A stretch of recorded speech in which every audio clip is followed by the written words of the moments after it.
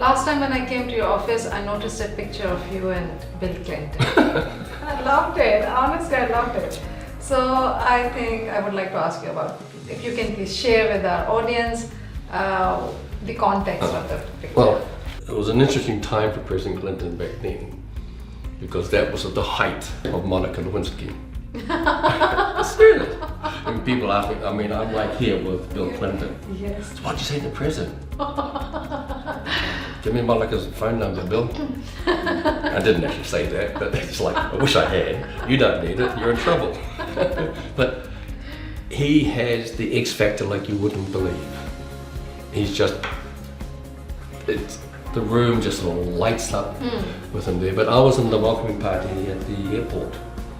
And it was here in New Zealand? Yeah, it was in New Zealand. We had APEC in '99. I see. So we had like 22 presidents and prime ministers coming into New Zealand. Okay. And it was an interesting thing there because cabinet, we had meetings, you know, and Jenny's the prime minister, things we could do to maximise New Zealand's exposure to the world, because the whole world's media's going to be there. And, you know, when others put their views out there, and my mate Murray McCulley says, well, we'll get a big electronic screen at LA airport about this. Well, I bought for all these in Murray, that'll cost at least 50 grand, and so you get a few people in LA see it, but there's 22 other countries, bro. And Jenny, I got an idea. When Air Force One lands, you know, when we have the kapahaka, we challenge the person. Normally we do it with like, you know, 20 people. Let's get 500 Māori out there at the airport and challenge the president when he comes off. If you're real smart, we'll send a message to the Americans and Clinton will turn up with a bunch of Indians, and so the two cultures can offset. And we do it for everybody because it's so different. It's so different, yeah. And we'll get massive coverage. And then I went to China on my first time to China on a state visit. And that was like in July, I think it was, August. Yeah. When I landed back, I got a message, the Prime Minister wants to see you in tow, Te Whenare. So me and Tow, we go up to see the boss. He says, guys, we've had to change the plan at the airport while you were away. It's going to be, you'll love what we're going to do. Instead of the 500 Māori, we're going to have the ribs of the fish. What do you mean, Jen? Well, the first rib will be Fijians, then Tongans, Samoans, Nuans, Tokelau. Oh, that's cool, Jenny. Where are the Māori? Oh, they'll be the main welcome the next morning. Oh, that's fascinating, Jenny. So I can just see Air Force One's flying in and old Bill Clinton sitting in the cockpit looks out and sees Fiji, Tonga, Samoa. Captain, I think you're in the wrong country. You better fly and find New Zealand because there should be Māori there. In tow, asked Jenny, so which Māori are going to be at the airport, Jen? Oh, you and Tuariki. We said, we ain't going to be there, Jenny, because we'll get crucified by Māori if we're there supporting those countries. I said, Jenny, do you really think that Tony Blair, when he welcomes Bill Clinton, he's going to have at the Heathrow airport, he's going to have the French and the Spaniards and the Italians to greet him? Not bloody likely. And so the last minute, because he had already committed to those island groups, if you like, we brought in at the last minute Peter Tapsell. And I told him I was flying back on the airplane with Peter. And we sorted that out. He said, Peter, when your son is out there doing the challenge to Clinton, there's going to be a line on the tarmac. It's a white painted line, bro. You tell your son, don't go across that line. Because don't do what you guys did to the Australian Prime Minister. You get right up with them. Because the Americans got their snipers. If they get too close, they'll shoot them.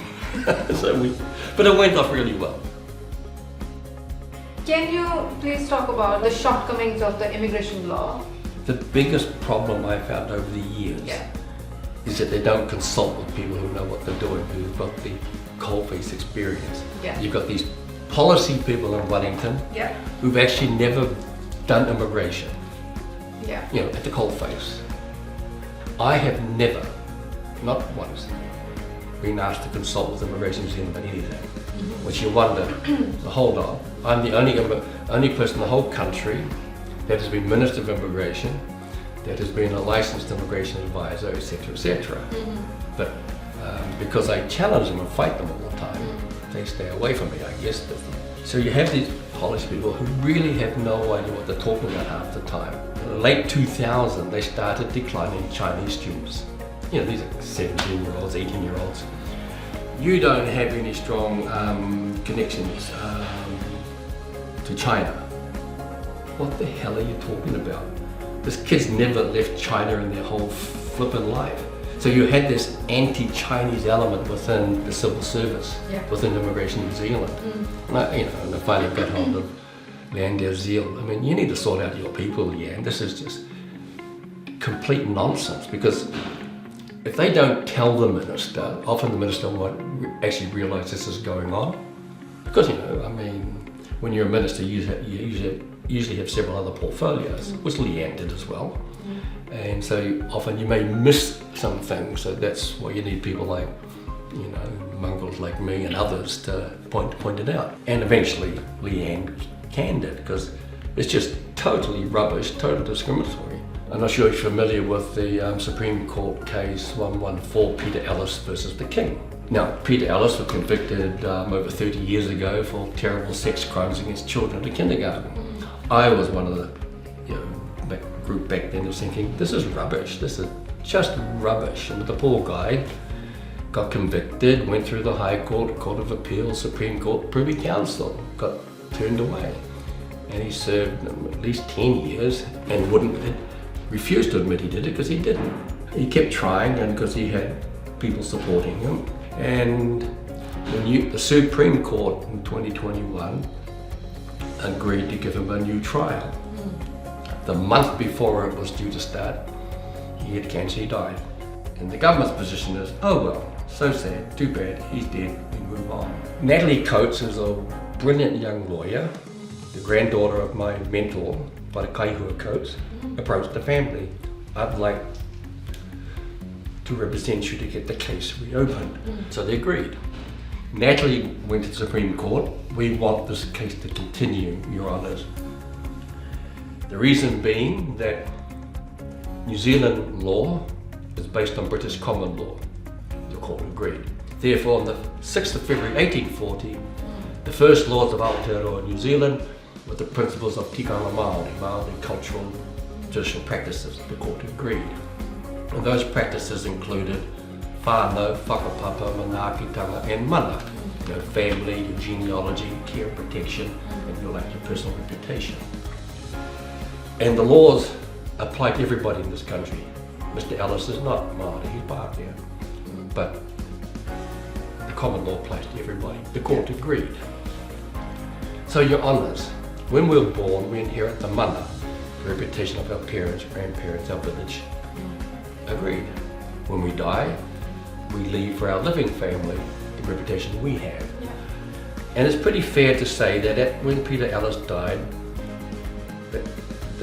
the reputation that he left behind for his living family was rather cloudy, to say the least. And so, Your Honours, we're not here fighting for Mr. Ellis because he is deceased, but his living family, because you obviously suspect something wasn't quite right about what happened to him. You agreed to give him a new trial. His living family have the right for that trial to go ahead, and it went ahead. They found him innocent, and all of a sudden those dark clouds surrounding that family were lifted. So immigration, what does that mean?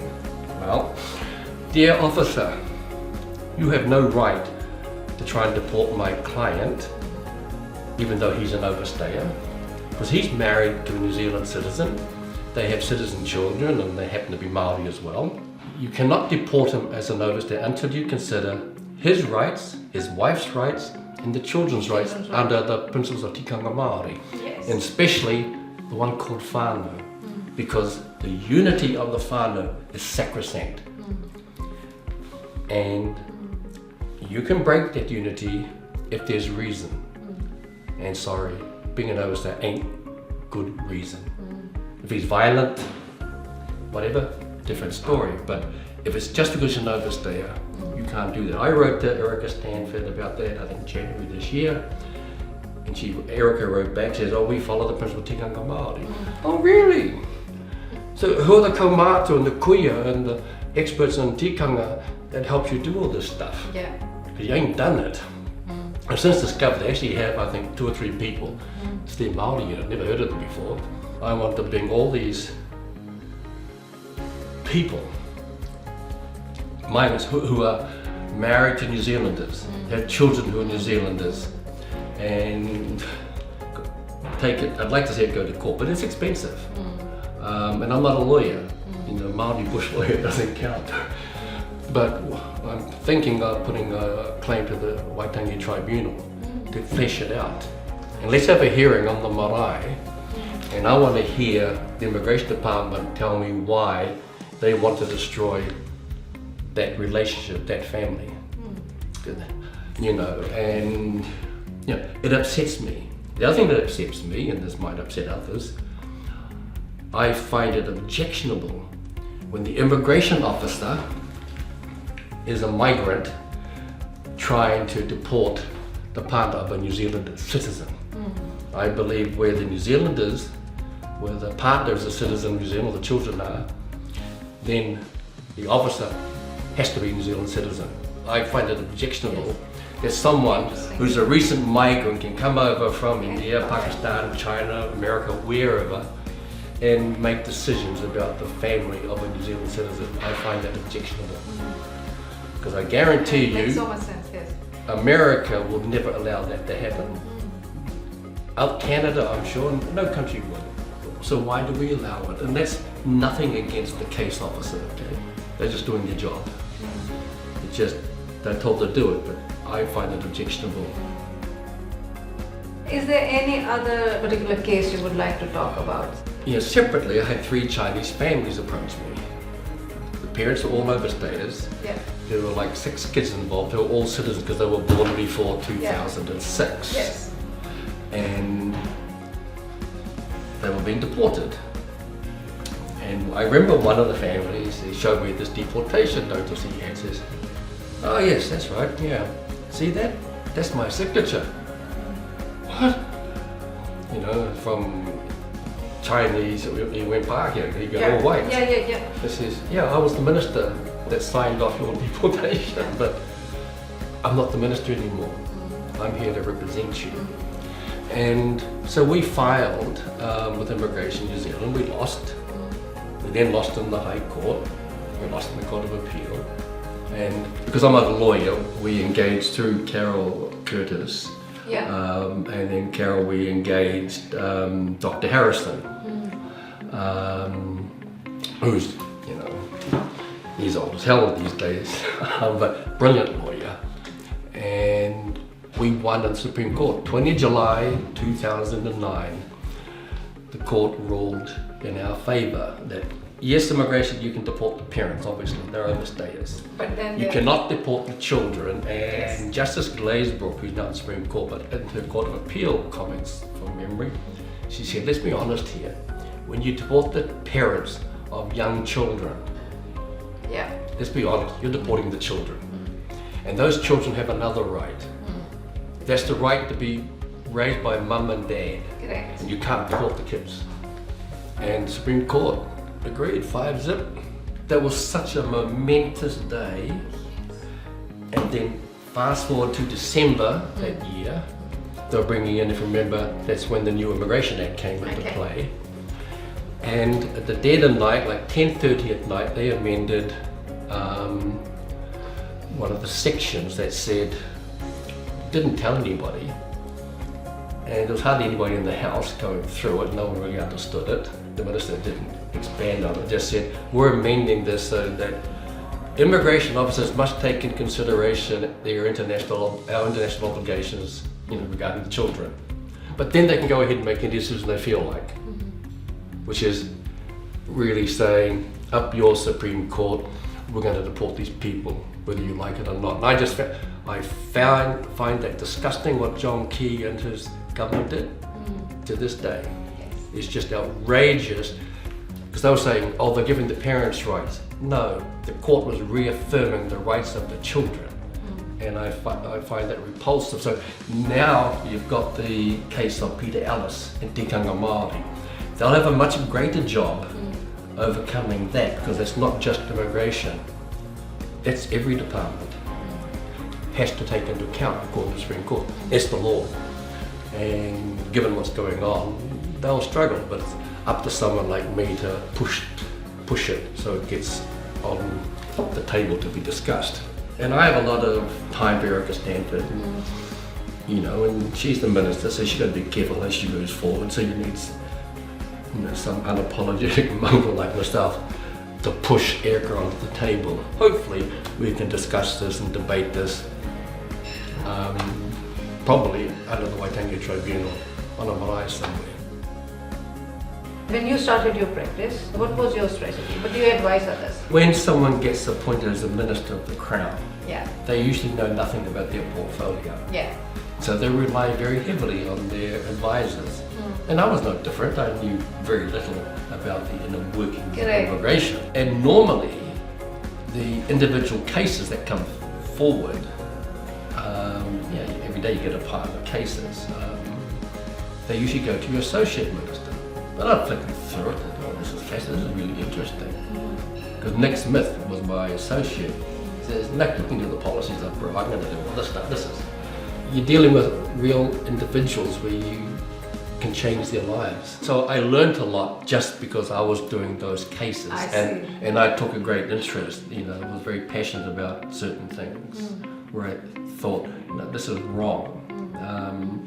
And then my relatives, because I was Māori member of Parliament for what was then called Tairāwhiti, which is like Gisborne, Te Paeroa, Taupo, Rotorua.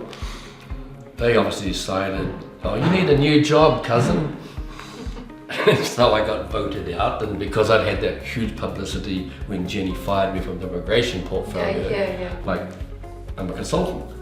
And still trying to work out, how do I do this? Obviously I learned fairly quickly, and I was lucky because I was the former minister. There was no problem getting clients.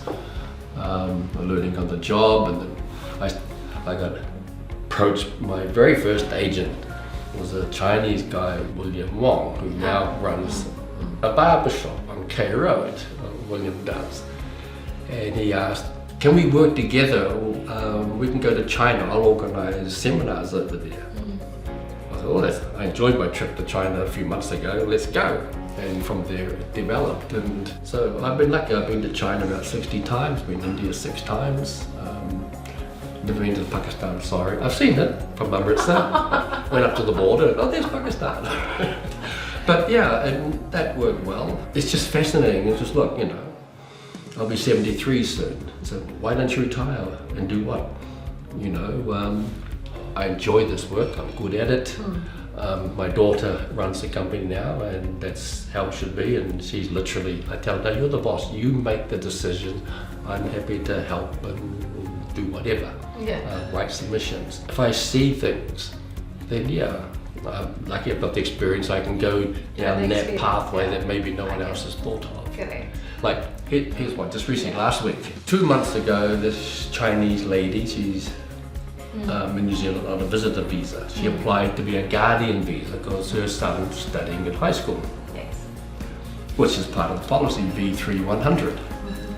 But it says, yes, you can have a guardian visa if your child is on a student visa. Therefore, we decline you because your son isn't on a student visa. He's a citizen of New Zealand. The father is a citizen of New Zealand. And the son is a The mother is still a Chinese citizen. It's to do with their business, everything. So dad's mostly in China, mum's here in New Zealand looking after their son. And she got rejected with a guardian visa. And so I wrote to Erica Stanford and says, Erica, look, the decision by the council is correct in law. That's the policy. However, in my opinion, that law is unlawful because you are discriminating against citizen children. I mean, I don't believe immigration did it deliberately, but way back when this policy was first put in practice, no one thought that a citizen child wouldn't have a parent who's a resident. We got advice that the mother's been granted a visa till the end of next year when the son finishes high school. because, as I acknowledged, to make the change, you've got to get cabinet to make the change, but it's not very important for the government, and I accept that. Yeah. I mean, because there's probably no one else out there that fits that see. scenario. So there are a lot more important things, but we got it done. So over your 27 years immigration career, you must have worked with so many immigration ministers. Which minister you would like to, you enjoyed working with, or you would like to praise? Yeah, I'd still go back to Leanne. See, people ask me, you know, they come in and they want me to call the minister. No, I don't call the minister. I've done it twice in last 25 years, both to Leanne Dalziel. If it's a matter of life and death, what I suspect life and death, I will call the minister.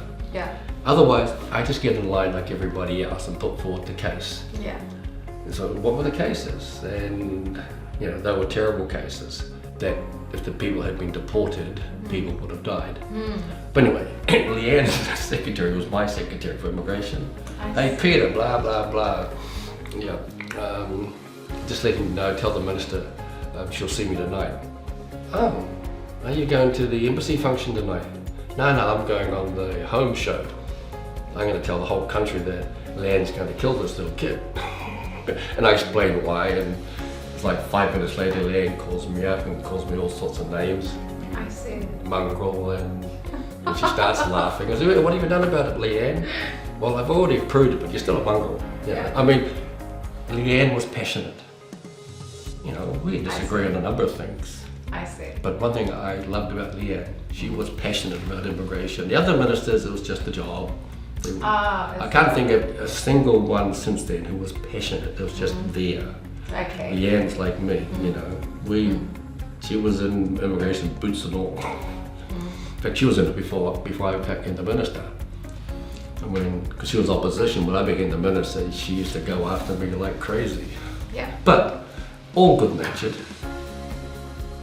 Is there any inspirational figure you would like to mention that you have been watching or reading, or somebody who has mentored you? Yeah, there's a couple. Okay. One his name was Sergeant Monton. He was the senior drill sergeant at Fort Leonardwood, Missouri, when I was there training in 1974. Yeah. Just out of Vietnam, fighting, for his life, etc. Yeah. Real mongrel, old Sergeant Monton, but so tough. When you're going through basic training, you're treated like a piece of dirt. But then, and that's how it was, but I was lucky, I was the platoon leader or something, and then Joelle turned up, and she's like 7.5 months pregnant, and she lived in a caravan out this camp outside Missouri, which is, but the next caravan over was Sergeant Monton and his wife, and he took her under his wing, and he was great, he was a guiding force there. And like I said, I think earlier, I had, a bit of a lack of confidence in certain things where I shouldn't. I was top student, top athlete, etc. And it changed in an elevator at West Point. The commanding general, he's a lieutenant general, got 3 stars on his shoulder, Lieutenant General Berry. It's just me and him in the elevator going up, and I'm like frozen. Oh my God! And then he was great, and then I realized.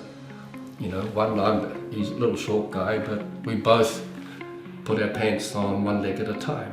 And from then on, I started feeling, I can do some things.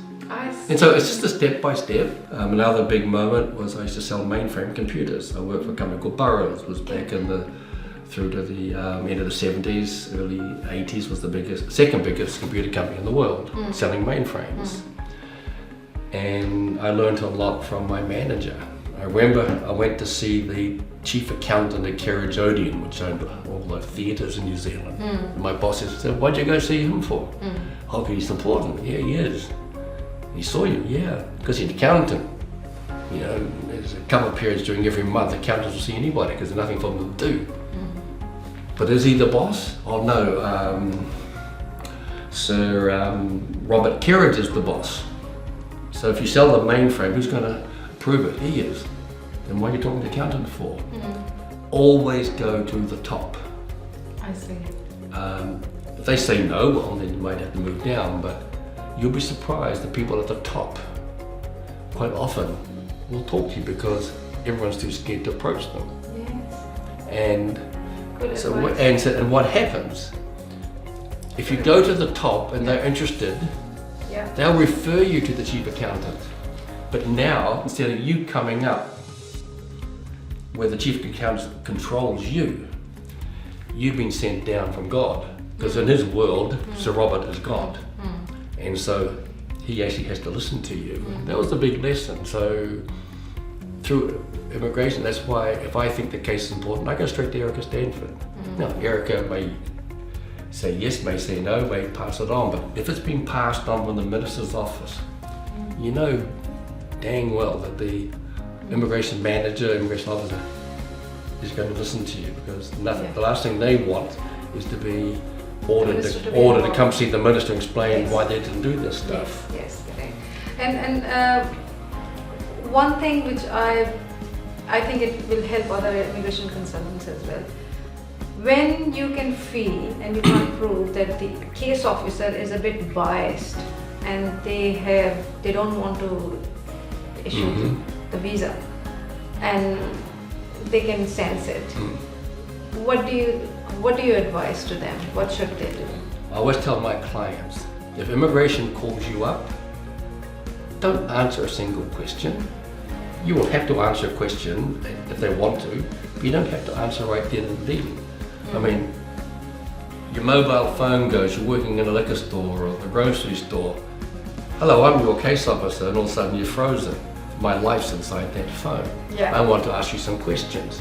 It's only a couple of questions, that's a lie. It's always like 45 minutes at least. You don't have to answer them there, so I tell them, you tell your clients never, ever answer questions straight off that. Tell them, please contact my advisor, because I'm entitled to have someone present. And when they call me, yeah, that's not a problem. Look, I'm not available till next week. This means I've got time to sit down with my client to calm them down and go through what I think is going to happen. Because we won't lie for them. The biggest problem with when they're on the phone, they panic. They start talking too much. Yeah, correct. The worst employer for an applicant is an employer who thinks he knows everything. Because sometimes they won't shut up and they dig a grave before the employee thinking they're helping them. So always tell them that. And also interviews, you record it. Don't care what they say. You tell them, I'm recording this. And I had one officer, we were actually being interviewed at the Henderson branch because of things that happened, and so I got up my phone and put it on video record. Oh, you're not allowed to do that. What? No, you can't record. Really, look, we need to suspend this interview for 10 minutes. Oh, why? Oh, I'm going to call my friend the minister and find out when he changed the goddamn law. Oh, runs off to a manager. Oh, you can record. You need to know those things because your client has rights. Right. And they certainly have the right to be informed. Like, I won't respond to PPI letters, points of prejudicial information until I have the whole file. Yeah, sorry, officer, I know you've given us a 10-day deadline. I want a 10-day deadline from the day you provide me the information I've requested. Because my client's entitled to be fully informed, which means I want a copy of the whole immigration file. Because you often don't know what they're looking at. And so it's just those little things. And one of the frustrating things is about the course they have down in Tauranga. They teach you a lot of stuff that you'll never use. I see. High-tech stuff on refugee things and that, and most of them won't ever use it. They don't actually teach you how best to represent your client. Things like that, don't answer the questions. You will have to at some stage, but right then and there, record everything. Definitely record everything. And one of the reasons is, you may be a Chinese applicant. English is your second language. Your case officer happens to be a recent migrant from India. Yes.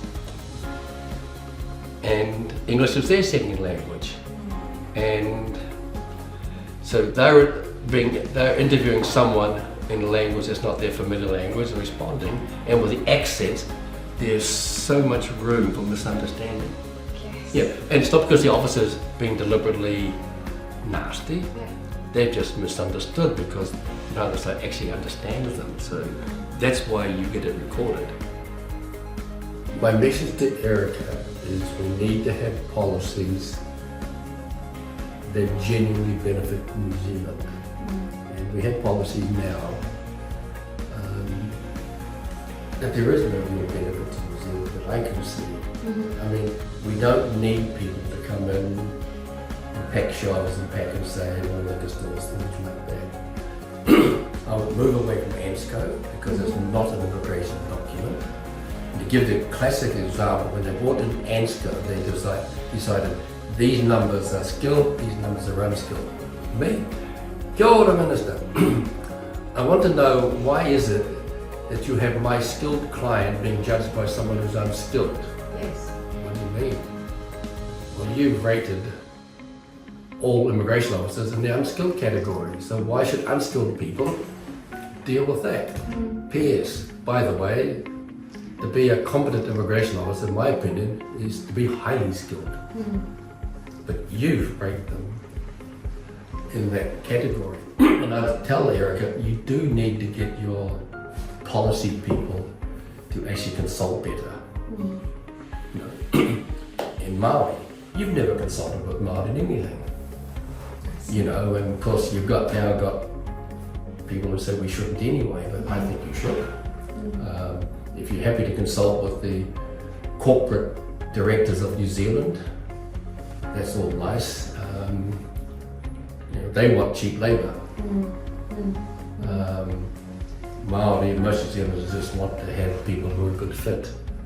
And yeah, we do need migrants, but yeah, so my thing to Erica is, and I'm sure she's doing it, we need to step back and think, what are the type of people we actually want here? And then let's make it easy for them rather than put roadblocks in place, because a lot of roadblocks that are unnecessary. And you've got civil servants who want to put the roadblocks in because that keeps them employed. That's frustrating. But yeah, I'm a big supporter of immigration. You know, as long as they're a good fit for the country. Yes, yeah. That's wonderful. And thank you very much for sharing your journey. Yeah. No, enjoyed the conversation.